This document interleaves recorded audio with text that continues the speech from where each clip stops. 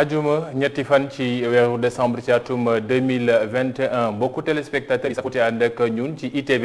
yegg si leen ak jàmm ci seen jotaay bi di total local nekk seen émission boo xam ne altine ba ajuma incha allah dañ leen koy dégtal ngir mën a waxtaanee lu jëm ci local yi xam ngeen ko ñaar fukki fan ak ñett ci weeru janvier ci atum 2022 la war a am laata boobu nag dinañ dugg ci gox-goxaan yu nekk ci biir Sénégal yépp 557 communes yëpp dinañ fa dem xool nan la ñuy waxtaanee seen gox ya lañ fa def waaye itam lañ fa deful lan la ñu war a andi ci ay coppite ci mandat yu yees yi wala ñu bëgg a wut ab mandat lan la ñu andi ngir waa gox ba mën cee gis seen bopp tey ñu andi ñaari gox yu bokkul waaye waxtaanee benn poñ boo xam ne Sénégal ñëpp a ko bokk muy mbirup emploi des jeunes nan la ñuy def ba am ay politique de jeunesse ci communauté locale yi bu communauté yëpp ci bu mu mënti nekk ñu am mbégte dalal ci plateau bi maire Malem Hodar turam ci Abdou Ndaw Abdou nekk ci ñaareelu mandat am ci wuutu ngir am ab ñetteel ñu nuyu ko dalal ko jàmm ci plateau bi.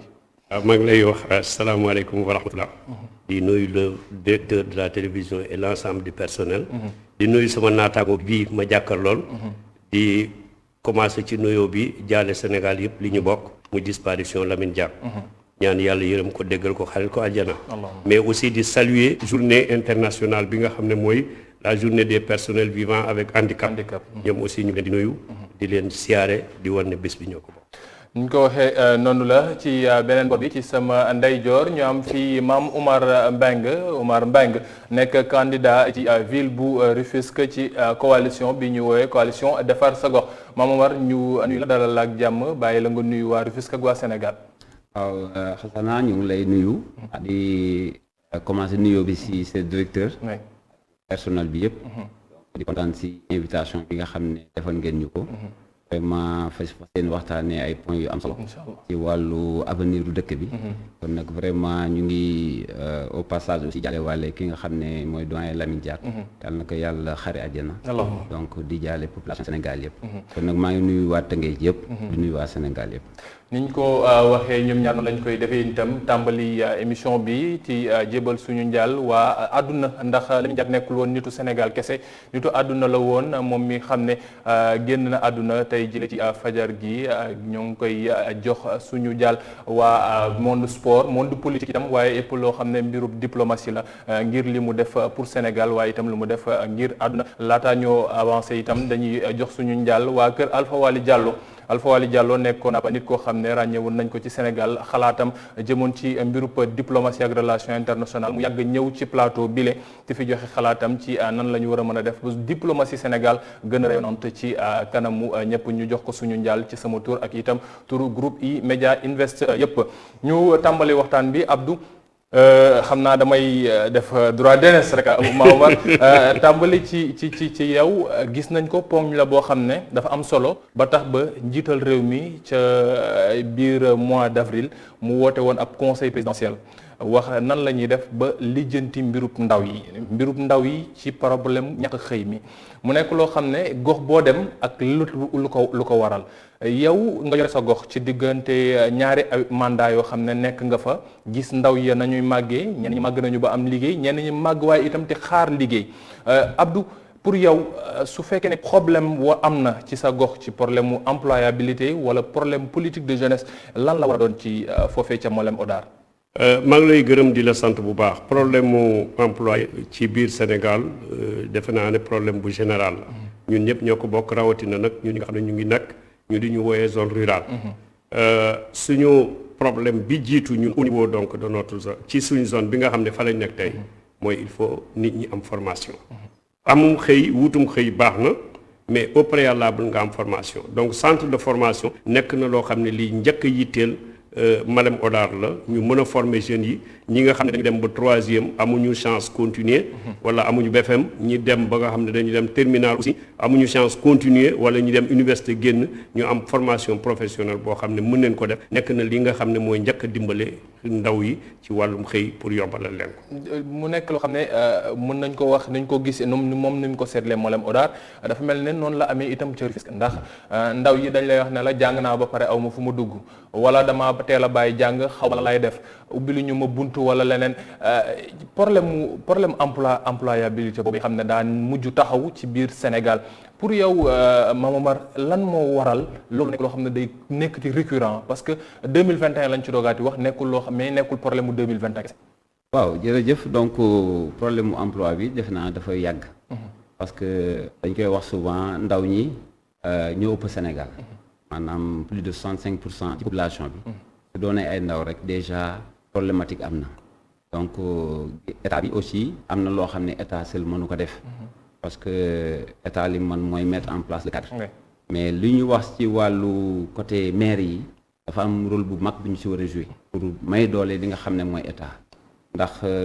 ndaw ñi déjà ni ko monsieur le maire waxee formation yi bari na actuellement école de formation yi bari na te aussi ñàkk nañ information li ko waral mooy surtout man damay nekk secteur développement yàgg ci donc xam naa les problématiques du développement donc li nekk ci àll bi mu nekk ci zone urbaine yi donc ndaw yi dañuy jàng ba pare du ñu am fan la ñuy jaar li koy waral mooy au niveau des maires yi dafa am problème mu rapprochement entre population yi ak li nga xam ne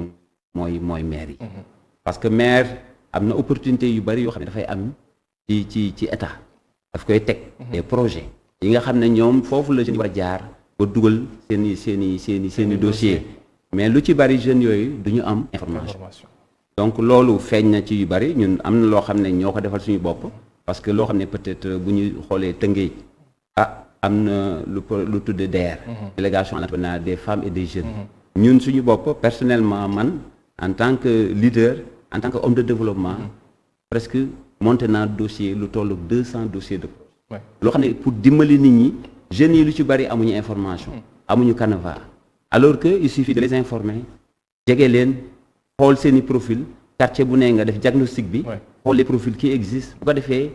au niveau de l'État il y a beaucoup de projets leneen li aussi mooy par exemple jeunes yi aussi il faut que ñu jàppale leen vers l'entrepreneuriat dangay gis ku def licence master toog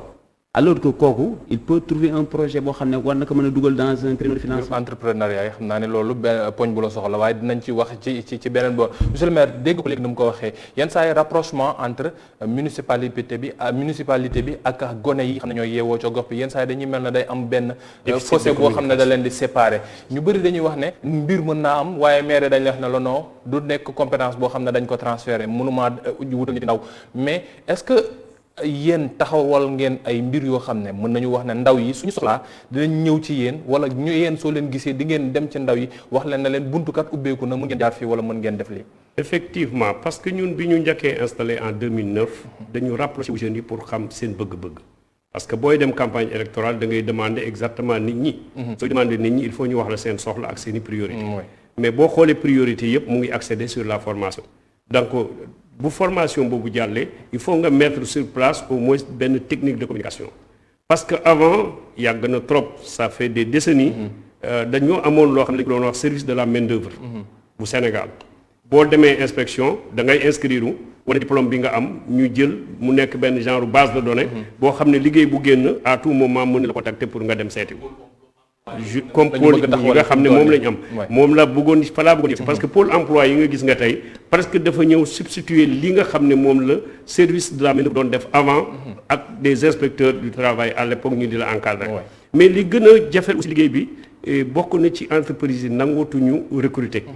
lu tax nangootuñu recruter est-ce que code du travail bi dafa am contexte boo xam ne moo tax ñu ci bari ñemeetuñu embaucher comme il le faut ñu bëri ay contrat durée déterminée lañ lay defal bon pour nga am durée indéterminée yooyu yëpp ça pose énormément de problèmes de telle sorte que état bi politique bi mu indi pour le moment wax ngeen léegi problème mu entrepreneuriat c'est bien mais avant nga nekk nga wax wàllu entrepreneuriat il faut nga def au moins le minimum mooy nga def gestion d'entreprise na nga xam naka la ñuy taxawalee déjà entreprise na nga xam naka la ñuy gérer aussi entreprise parce que bu ñu la financé tey 100 millions te xamoo nooy gérer aussi c'est comme koo xam ne ba tey dimbalee wuñu la. mais loolu est-ce que du fekkoon pour mu gën a yomb ci ndaw yi ndax loolu tamit dëgg la yenn saa dañuy wax ne gone dañ ngeen ko jox 1 million xamul nu mu koy yoree waaye est-ce que du rôle maire yi ñu mën a commencer déjà ti waxal non yow su fekkee da ngaa bëgg li kañ ñu defal la ab benn caucus wala benn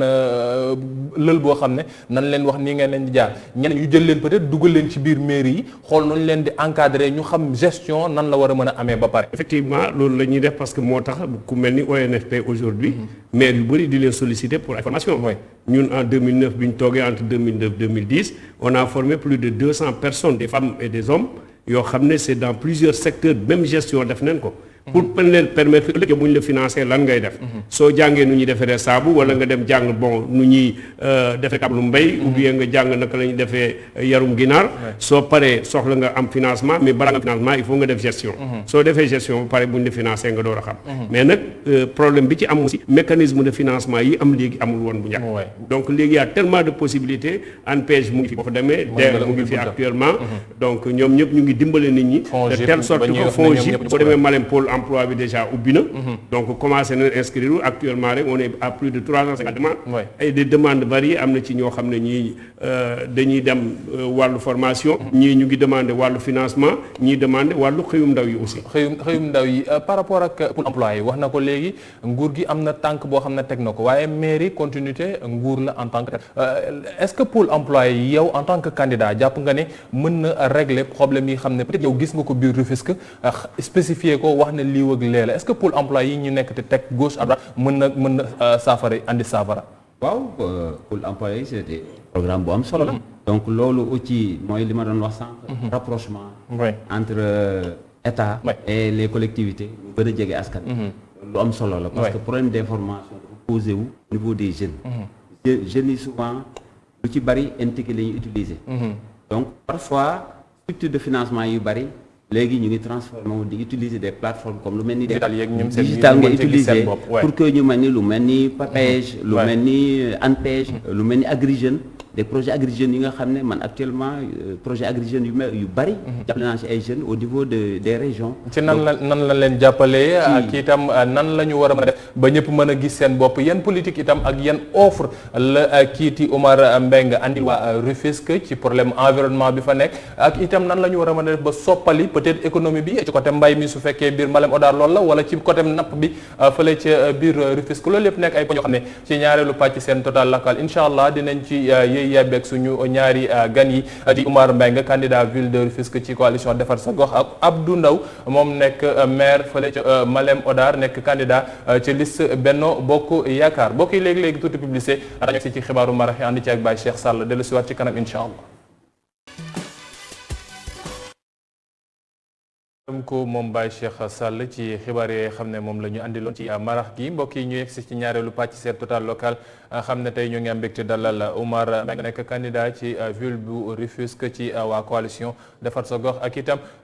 maire sortant bu Malem Hodar Omar Ndaw nekk candidat bu Benno Bokk Yaakaar foofee ca commune ba maire monsieur le maire sànq ba ñu jeexal Omar am nay bunt yu mu ubbi mu jëm ci mbirum entrepreneuriat nekk notion boo xam ne de plus en plus léegi ñoo ngi koy delloo si waat mairie yi yenn saa yi dañ la wax ne la compétence transférée nekkul loo xam ne dañ ñu ko jox pour mbiru dafa jox nit ndaw yi xëy waaye ubbil leen ay opportunité nekk na loo xam ne bokk na ci seen ay mën-mën nan ngeen ko fas yéene defee waaye itam si seen mandat yi ngeen toog ba pare est-ce que tàmbali woon ngeen ko déjà. voilà maa ngi lay remercier parce que man d'abord dama wax ne compétence transférée peut-être transférer ressources yi ñu transférer la mais boo xasee nekk ci commune amatuloo limite d'intervention que mu nekk lu ñu la jox ay moyens ñu bañ a jox ay moyens war nga jéem a trouver solution parce que da nga sàkk woon baatu askan bi pour nekk seen ñu yaakaar la ci seen benn mbébét lu neex lu naqari war a ñëw seen avenir yëpp nga yore ko de telle sorte que donc maire bu ñu nee compétence transférée xëy na moyens yi ñu la transféré la mais lu yëngatu ci dëkk bi il faut nga yëngatu tey lu mel ni lycée du compétence transférée pour maire mais munoo toog lycée Malem tey amul table banc wala nga toog amul ay fourniture nga toog di leen seetaan nga xam ne tane nga pour mën leen dimbale donc il faut nga dox ci sa wàll ci côté boobu ñun bi ñu commencé installé au niveau dañoo déglu d'abord population bi li ñu njëkk a def pour jeunes yi li ñu njëkkoon jàmbat pour ñoom mooy ci wàllu éducation naka lañ leen mën a dimbalee ci commencement ci tout tànk yi ñu instaurer ay fournitures scolaires boo jógee kooku nga dem ci étudiants yi ñu dugg ci problème mu seen subvention yi nga xam ne ñu ko war di jot du compétence mais subvention ñun ñëpp xam ne difficulté yi nga xam ne étudiants yi am ko bi ñu jógee ci étudiants yi foyer des jeunes bu Malem moom la njëkk a clôturer équipé ko jël benn chaîne bu jar 1 million tegal leen jënd ay chaises jël ay bâches pour jeunes yi au moins am lu ñu jàpp ak fu ñu épanouir en attendant sachant que Malem dafa nekk nag département boo xam ne mu ngi ko door a créer en 2008 donc en 2009 mu nekk suñu premier mandat. léegi lu jëm ci entrepreneuriat est-ce que taxawoon ngeen ndax taxawal ab centre pour ndaw yi taxawu subvention yi loolu am na solo da leen di gunge ci jàng bi waaye pour ubbi leen di buntu est-ce que daawoon ngeen ko def est-ce que yaa ngeen koy def. si ñu ngi ko doon def parce que dañoo demandé woon au niveau même ci suñu commune ñu am base de données pour jeunes yi nga xam ne ñu ngi wut liggéey yëpp. de telle sorte que tey boo demee commune Malem Hodar ñu ngi yor seen dossiers yoo xam ne tout ce qui est demande d'emploi bu ñëwee foofu lañ koy teg. bon dinañu permettre ñun opportunité bu am avant ñu dem fenn ci dossiers yooyu la ñu njëkk a puiser seet kiy demandé lan lay demandé ak kan la. mais il s'est trouvé que ne année yu njëkk yi boo xoolee demande d'emploi yi ba mu jeex tàkk ku li ci mën a woon diplôme. peut-être permis de conduire lañ leen mën a présenter wala rare ñoo xam ne booba temps am nañ diplôme yaakaar ne mën nañ jaar ci mairie bi que ñu peut-être ñàkk xam la woon ou bien ñu foog ne mairie bi mënul woon régler seen papier mais léegi ñoom ñëpp ñu ngi dellu si de telle sorte que projet yi nekk en cours yëpp bon ñu ngi leen di centraliser au niveau de Malem di leen informer à partir de la radio communautaire de Malem parce que loolu aussi nekk na outil boo xam ne moo ñu mën a dimbale pour communication bi war a jàll ni war a jàll. maanaam yéen waa Malem da ngeen am seen rajo bopp daal. am nañ suñu rajo depuis 2017. waaye yaa ngeen ñuy teewlu itam foofu ca Kaffrine i rajo itam moo ngi fa monsieur Mbengue par rapport ak mbir mi wax nga ko sànq entrepreneuriat waaye entrepreneuriat ci ban boor ndax ndaw yi léegi Sénégal comme entrepreneuriat dañ la wax ne la noo xaaral ma wut sama ñaari scooter ma def cak-cak wala xaaral ñu jox ma suuf boo xam ne dina ko bay wala nañ ma may ma dem ubbi sama benn boîte agence communication tout le monde fait la même chose waaye ban xeetu entrepreneuriat wala yan diversité ngeen andil ndaw yi yéen ci seen programme pour mën leen jàppale.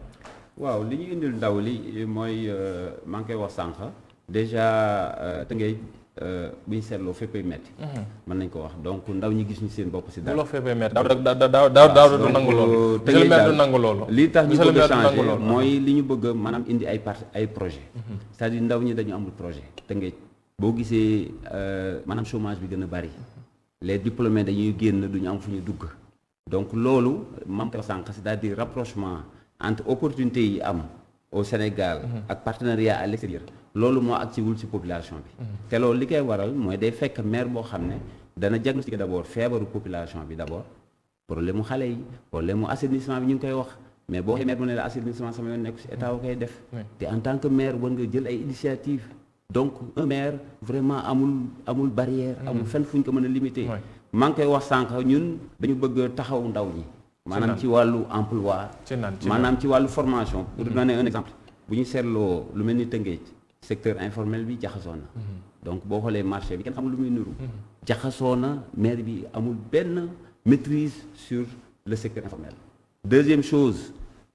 jeunes yi bëri na les corps de métier maa ngi koy wax sànq carreleurs yi maçon yi bëri nañ fa mais boo xoolee seen niveau de qualification ñun dañu bëgg a ñëw rehausser ce niveau ñu am ay CAP dugal leen dans les structures de formation ñu mën a am par exemple ONFP defal nañ ko ay groupement yoo xam ne personnellement man maa leen jàppale ñu am formation donc ñi am nañ ay formation teinture ñi ngi def transformation des céréales c'est-à-dire foofu la ñu war a jëmee nit ñi mais boo xoolee nii dañu toog benn place da ngay gis koo xam ne dafa jàng ba pare toog amul insertion xamul sax luy DER boo nekk DER mooy la ne la xamu ko donc ñun loolu la ñu bëgg rapprochement boobu la ñu bëgg indi fexe ba c'est vrai que du ñu jël emploi mais quand même les niches d'emploi ñu jël jeunes yi mettre leen en contact avec ces niches jàppale leen en même temps aussi dañ leen subventionner parce que ñi ma lay wax les corps de métier carreleurs yi bu ñu leen formé pare mën nañ leen regrouper en coopérative ou bien en GIE ñu mën leen financer ñu mën a créer seen micro entreprise ëllëg ñu mën a soumissionner à des marchés mën a créer des emplois est-ce que premier financement bi peut-être du nekk loo xam ne day jóge ci maire bi maanaam peut-être maire bi porté wu garant su ñi xam ne dañoo nekk ci gox bi bëggee dem ci benn banque ñu ni maire bi kat moom moo leen ëmb mën na am nu mu leen ubbi leen bunt wala soo leen amee marché boo xam ne ci biir mairie bi carrelage la wala ngeen soxla ay meubles yu wees est-ce que du foofu mooy loo xam ne lu njëkk la ndax yenn saa yi candidat yi bëgg nañ leen defal li alors que ne soo nekkee maire déjà am na ñaar ñetti mbir yoo xam ne dina nekk sa wet nga mën koo tàmbalee foofu man nga ko parce que déjà yow bu la neexee nga voté sa budget parce que man mii di wax am na groupement de femmes yoo xam ne man maa leen jàppale ba ñu am seen financement depuis 3-4 ans. kon yow tàmbali ngaa def laataa tàmbale naa depuis 2013. bokkoo ci candidat yi xam ne dañuy xaar ba. wax ne su ma nekkee. man avant laa wane sama bopp parce que sama expérience développement moom laa indi depuis 2013. te ngay groupement yi bari maa leen defal formation ñii ay transformation ñii cuub. ñii savonnerie. c'est-à-dire am na ñoo xam ne financement DER maa leen ko wutal. ñu ci liggéey ba léegi. ñi ñuy jël ay 50 000 60 000 di def ay fonds de roulement. mais nag dafa am accompagnement. c'est-à-dire man dama mettre en place un système de gestion parce que tamit bu fàtte quand même agroéconomiste la. donc am na lu ma xam en matière de gestion de projet. cadre boobu laa bëgg ñu yaatal ko Tëngéej. am na loo xam ne maa ko def depuis 2013 plus de 300 femmes. formé nañ leen. donc financement réseau yi ma installé rek personnellement mat na 5 réseaux. yoo xam ne c'est des fonds rotatifs. ñuy tourner famille di liggéey alors que déjà formé nga leen ba pare boo leen formé mën nga teg un fonds te fonds yooyu lu ci bari man maa xam créneaux yi nga xam ne fa laa koy jëlee. am na yoo xam ne dama leen jox un fonds de départ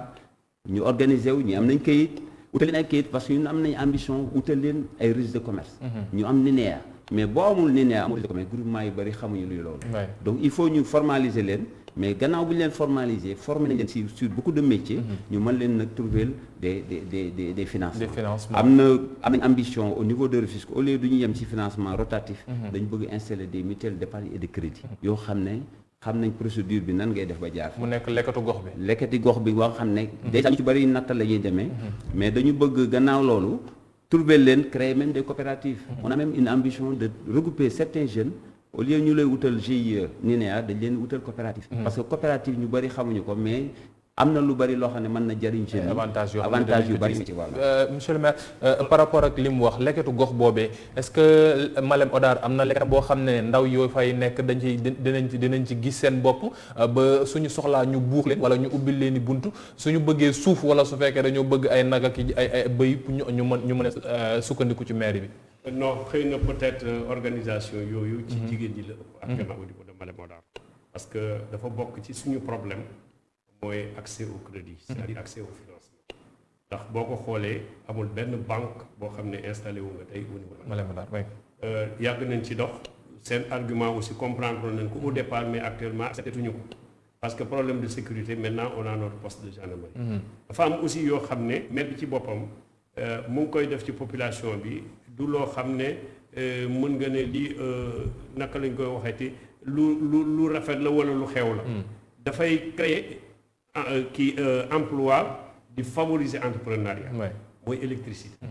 parce que foo xam ne amul électricité franchement mënoo fa créer entreprise pratiquement pour mu dox mu dox. lan moo tax ma ne dafay créer en même temps favoriser. tey artisan bi yaa xam mu nekk tailleur yaa xam muy menuisier métallique. même en dehors de la commune de Malem Hodar boo demee ba ci commune yi nga xam ne ñoo nekk partout au Sénégal bu ci am électricité rek au moins création d'emploi. parce que menuisier métallique bi doon dem ba Malem Hodar chef-lieu département. wala nga dem ba Kaffrine tey mun nga ubbi juste sa atelier mu sa poste toog fa di liggéey. bon mu nekk benn jigéen ñi dañuy liggéey parce que ku ne xam ne problème transformation. bokkul ak leneen li nga mën a liggéey ci courant bi. de telle sorte que yooyu aussi. dafay dimbali nit ñi léegi en dehors de ça ñu organiser leen parce que dafa toucher léegi benn côté mooy lan yow yaa ko njëkk wax léegi carreleur marché carreleur am na wala marché menuiserie wala marché maçonnerie souvent dañuy wax ne mairie bi jëluñu dañuy jëli jàmm non ñun ñëpp xam nañ actuellement soo demee au niveau du marché comment dire au niveau de l'ARMP par exemple ou bien au niveau du pôle des marchés dafa am condition yoo xam ne moom lañ lay tegal léegi nag condition yi ñuy teg li ñu ci doon njëkk a demandé neen fexe ba insérer ay points yoo xam ne dañ koy jox d'avance entrepreneur bi nga xam ne il est au niveau de la localité pour que mu mun ko favoriser mu mun a compétir parce que ki nekk Dakar tey nga lancé table banc bon kii nekk Malem Hodar nga lancé table banc ki nekk Dakar war a jënd matériel bi yëpp Dakar bon ki nekk Malem war a ñëw paas ñëw jënd si ko dellu dem yóbbu ko mais munul compétitif par rapport ak ki nekk Dakar ak expérience bi ak les moyens yi am de telle sorte que dañ leen war a accorder nombre de points yoo xam ne su boobaa mais balaa nga ci yegg il faut nga organiser leen ñoo am seen GIE am seen NINEA et loolu bëri na ñoo xam ne ñun ñu ngi leen ci dimbale benn exemple rek boo demee ma acteurs culturels yi fa nekk yëpp bi ñu commencé ba léegi dañ leen di jox subvention mais suñ première année deuxième année subvention bi leen jox dañoo dem wuti seen récépissé léegi lu ñu joxee ci ñoom ñu ñëw taxaw lu ñu war a soumissionné bu leen neexee ñu soumissionné bokk ci xëccoo bi daal ñu bokk ci xëccoo bi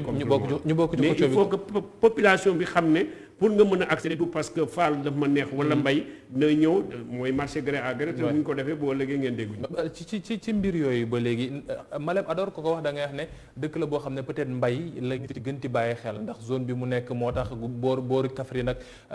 ñuy wax ne bassin arachidier bi zone yooyu la féete su fekkee ne sax moo gën di wàcc dans le sud léegi mais gox yooyu ni nan ngeen war a mën a def ba peut-être réorganiser économie bi maanaam ñëpp mënuñoo am suuf ñëpp mënuñoo tourner ci mbay mi ndax suñu demee ñoom ñëpp bàyyandoo yenn saa yi pour ñu jaay ko dinañ mujj am ay jafe-jafe nan nga yaakaar ne war ngeen mën a jàppale seen ndaw yi ba ñoom ñu mën a am yeneen porte yoo xam ne dinañ fa mën a dem ngir mën a am loo xam ne koppar la waaye itam am liggéey boo xam ne dinañ mën a xëccoo ci yeneen yi. xam nga ci wàllu mbay boobu dafa am léegi loo xam ne moom nga jàpp ñëpp mënuñ dem ci mbay mi parce que mbay mi boo demee problème mu ndox dina am Malem nappe bi gën a tuuti mu ngi nekk entre 55-60 mètres de profondeur te du ñëpp ñoo am forage bu fekkee doyul dëkk donc pour nga def maraîchage ça pose un problème mu nekk benn ci côté boobu ci wàllu ndaw yi bon ñaareel bi ci des su fekkee ne ñii góorgóorlu ci périmètre maraîcher yi fa nekk ñu nga fa suñ paree problème mu écouler seen production dina poser parce qu'il manque d'infrastructure routière tey jii boo xoolee goudron à part la nationale amul benn goudron boobu mën a wax su mooy bi dugg Malem boo xam ne département Malem am na alors que tey bu ñu mënoon a accéder de Malem jusqu'à Khelcom facilement pour dem Touba li seen production ak li nekk ci zone boobu yëpp day toucher les 7 communes du département de Malem te su boobaa économie bi day mën a propulser. président conseil départemental yaa leen bokk couleur de soo ko waxee peut-être mu taxaw ci. d'accord soo jógee foofu y a le problème de l'élevage aussi. bon élevage bi tam xam ngeen difficulté souvent li nga xam ne ñoom ñu ngi koy am en matière d'élevage parce que mooy naka lañ koy waxati seen dund bi. moom moo leen di poser. mais li leen gën a poser problème mooy transhumance yi nga xam ne boo demee à cette période ñoom ñëpp jógee ko neen booru Jolof ñu ngi màng jëm booru Saalum ñun ñëpp xam ne ndikati yooyu ñu am lan nga mën a def fi mu ne nii pour dimbale ndaw yi pour nga mën leen dimbale li ma njëkk a wax mooy il faut ñu am benn centre de formation formé leen ñu dem def li nga xam ne moom la ñuy def renforcement de capacité sur plusieurs domaines fexe ba aussi en gestion ñu former leen ci parce que boo jëlee mbay mi nga jël élevage bi di nga jël commerce bi tam commerce bi xale yi dañ ci yëngatu di ngi dox actuellement mais buñ bëggee toog yëpp ñu wekk ko ci bureau ça pose énormément de problèmes parce que ñëpp mënuñu dem ci bureau ñëpp mënuñoo toog ci bureau politique emploi ca Rufisque dañ lay wax ne la ndaw yi moom napp gi la ñuy gën a xool ndax dëkk boo xam ne dëkk bu lébu la ñëpp dañuy wax ne ndox mi moo leen jege mën nañ fa dem alors que xam nañ ni léegi waaxi Sénégal bëreetul noonu jën faw nga dem ba Gambie wala nga dem ba Mauritanie ak ay jafe-jafe yu ngi ci mën a fekk réorganisation wala réorientation économique lii ci Rufisque soxla ban projet nga ci am boo xam ne ndaw yi war nañ ci mën a gis seen bopp ba duñu wax ne faw mu wut gaal rek man waaw li nga wax ci wàllu pêche bi lu am solo la parce que Tëngéej bu ñu ko seetloo zone agricole la woon bu ñu seetloo poumon économique la woon au temps avant les années 60 années 50 yi donc 1900 Tëngéej dafa doon zone boo xam ne côté maanaam commercialisation arachide bi dafa amoon doole donc Tëngéej yàgg na am position bu baax sur le plan économique dafa dem benn moment nag affaire gars yi seetaan donc ñun coalition Defar sa Gox am na projet yi nga xam ne bëgg nañ ko indi surtout sur le plan agricole man ingénieur agronome la donc am naa ci expérience bu bari donc ñu bari dañuy wax ne Tëngéej mënuñu fa bay mais gis nga agriculture dafa nekk secteur boo xam ne dafay xëcc lu bari ci wàllu emploi ñun suñu programme te coalition Defar sa Gox loolu def ci bokk gis nga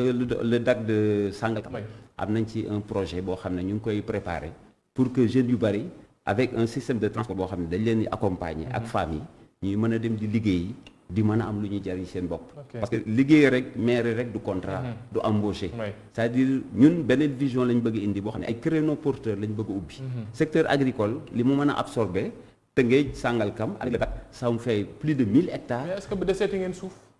est-ce que deseeti ngeen suuf boo xam ne parce que léegi avec Diamniadio avec tout le monde on dit nañ génn Dakar ñëpp ñoo ngi ñëw ci Rufisque ñoo ngi dem ci Bargny Soumbédioune seen boor yooyu noonu Sangalkam ak xeet yooyu est-ce que suuf deseti na fa boo xam ne dinañ ko mën exploiter wala suuf boo xam ne nit mën na faa bay mais Tëngéej ku ko xool xam ne zone Niayes bi zone maraîchère la woon monsieur le maire mu koy wax sànq maraîchage les fermes agricoles war nañ ko mën a implanter continuer ko activité maraîchère ñun da nga daan gis ñuy jógee Tëngéej dem Mbambilor et cetera bay maanaam di defar haricot witt haricot ñëwaat. mais ñun nag au-delà ce secteur ndax sànq ba nga leeral nga ko ingénieur agronome nga agroéconomiste nga au-delà de l'agriculture ndax ñëpp mënuñoo am na ñoo xam ne tàmmuñu ileer te Sénégal il faut que ñu dem ci industrialisation beeg yeneen ñu mel est-ce que jotul ñu ubbi leen itam yeneen buntu yoo xam ne maanaam pour def ay industrie wala ay mini industrie ci gox yooyee. si déjà voliculture bi dama koy laal. Tëngéej dëkku cosaan ak aada la. voliculture bi déjà am nañ ci ay projets yoo xam ne sur le plan culturel. waxtaan na nag ay artistes yu bari yoo xam ne ñoom ñu nag ñun ñoo ànd bu ñu yàlla dimbale danañ xool parce que artistes yi aussi les hommes de culture am na ay projets. sur le plan culturel. mais Tëngéej bi ñu seetloo actuellement amul centre culturel côté nord bi. boo xoolee CEDEPS moo fa ne. ak centre Maurice Guèye. artistes chaque jour dañuy jooy il faut ñu développer l'industrie culturelle. parce que Tëngéej dëkku cosaan ak aada la. côté culture bi am nañ ci déjà les projets culturels des jeunes dañ ko war a jël saytu ko utal leen ay créneaux. mais gannaaw loolu aussi war nañu renforcer le CEDEPS moderniser ko ñu gën a am doole bu ko defee artistes yi tous les artistes ñu mën si gis seen bopp. en dehors de ça am nañ aussi des programmes sur le plan santé. santé bi dañ ci war a apporter dara parce que lu ci bëri couverture maladie bi doy. ñun maire en tant que maire danañ yokk li nga xam ne mooy couverture maladie parce que population yi sonn nañ. il faut ñu renforcer ñu mën a adhérer à la couverture maladie. mais en dehors de ça mag ñi aussi duñ leen fàtte. programme bi su ma la bàyyee rek fii nga koy étaler damay ragal say concurrent mujj koo jël. un dernier mot pour la jeunesse de Rufisque la dama dem ci monsieur le maire terminé ak moom un dernier mot espoir est-ce que mën na am ak ay Mame Omar Mbengue ci programme bi xam ne da ko andil ndaw yi mu bañ a nekk programme boo xam ne nawetaan naa leen jàppale su dëj amee naa leen taxaw wala suñu waree dem compétition naa leen jox xaalis. mais ñi ma xam dëgg Tëngéej xam nañ ni ci wàllu développement la ma sa dox. jaar naa si nawetaan. bi may jaar nawetaan sax programme socio-économique laa daan jot. donc man vision développement bi ma bëgg indi. Tëngéej dafa am yaakaar ndax sama candidature bu ñu jàppalee. ndawi Tëngéej dinañ ci gis seen bopp parce que man ndaw laa d'abord parce que yaakaar naa Tëngéej ma maire jeune comme man donc bu ñu amee maire jeune donc ndaw ñi dinañ ci gis seen bopp bu baax. Inch'Allah monsieur le maire pour terminer ndax xam naa ne sa mbay moom nangu na sa waaye pour terminer lan mooy sa projet fi mu toll nii ndax defaat nga ñaari mandat ñetteelu mandat bi ngay xëccoo lan nga bëgg andi lu yees loo xam ne peut-être ñii fay nekk dinañ wax ne monsieur le maire kat innové na ci lii nii te dinañ ci war a mën a gis suñu bopp ci nu mu gënee ci tënk rek nga baal ma ndax lu ci des. li ma doon wax mooy effectivement il faut que absolument que centre de formation bi ñu mën ko taxawal au niveau de il faudrait ñu encadrer jeunes yëpp ba am base de données bi ma doon wax réactualiser ko parce que Sénégal service Malem Hodar ubbi na déjà avec Pôle emploi tey jii ñu ngi enrôler déjà plus de 350 sur plusieurs secteurs auto-emploi, emploi, formation, mobilité professionnelle parce que xam nga déjà problème mobilité aussi transport ni mu dem effectivement mu ci biir donc agropole bu Malem Hodar de 5 hectares war na démarrer normalement travaux yi donc jeunes yi li ñuy njëkk a def pour ñoom mooy nen fexe ñu centre de formation bi ñu am ko mun leen a former capacité leen suñ paree ñu fexe encadrer leen encore ensuite information bi ak relais bi nga xam ne mën na am réunion entre le conseil municipal ak la jeunesse mun di dem régulièrement ñu mun ko xam mbay nag raw naa ko benn côté parce que sànq mu ngi wax centre socio-culturel bu Malem Hodar ñu koy construire pour 35 millions déjà donc yow stade bi yaa ngeen ci finition bi donc vraiment électrification bi aussi sant yàlla bu baax sant ko bu baax gërëm ko gërëm na ko aussi le ministre aussi parce que de l'environnement ndax